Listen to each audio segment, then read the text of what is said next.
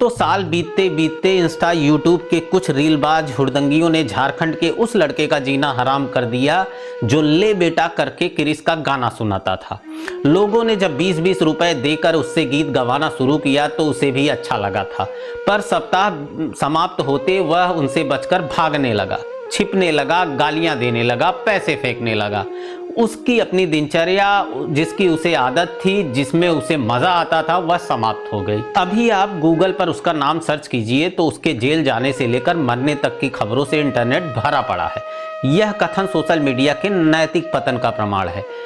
वह लड़का कोई सुरीला गायक हो, ऐसा तो बिल्कुल नहीं है। एक सामान्य युवक अपना काम करते जैसे सुरताल की टांग तोड़ते हुए गाता गुनगुनाता रहता था, उसी तरह गाता था। जमशेदपुर की सामान्य बातचीत में प्रयोग होने वाले कुछ शब्द जैसे ले बेटा, अबे, होंडू दूसरे लोगों को अपरिचित होने के कारण तनिक आकर्षक लगते हैं। इन्हीं शब्दों के कारण उसकी भी एक वीडियो चल गई। फिर क्या था, फंस गया बेचारा। उस बच्चे का आनंद अपने दोस्तों में, अपने काम में वह ठीक वैसे ही है जैसे किसी बच्चे को खेलने कूदने में, किसी को पढ़ाई में, किसी को रील देखने में होता है।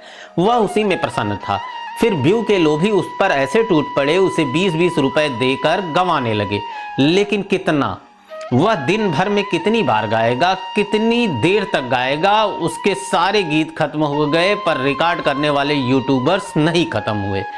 अब वह इस जाल में एक पंछी की तरह छटपटा रहा था, फंस चुका था। पिछले 2-3 सालों में वायरल हुए लोगों की दशा देख लीजिए। आपको लगेगा कि सोशल मीडिया में वायरल होना व्यक्ति के सत्यानाश का ही कारण बन रहा है। रानू मंडल, मोनालिसा, IIT बाबा, वह ढाबे वाला बूढ़ा व्यक्ति और अब यह लड़का धूम, इन सब का जीना दूभर हो गया है। लोगों को लगता है कि वायरल होने से इनका लाभ हुआ।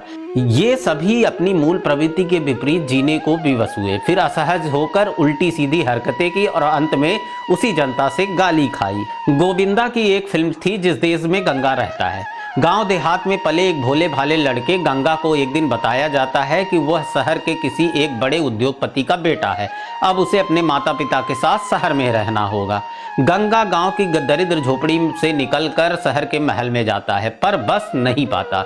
ऐसा नहीं है कि उसे वहां प्रेम नहीं मिलता, पर उसका आनंद तो उसी गांव में है।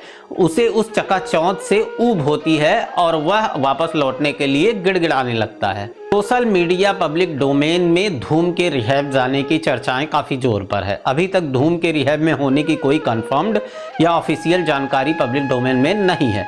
सोशल मीडिया पर जो बातें चल रही हैं वो ज्यादातर अफवाहें हैं।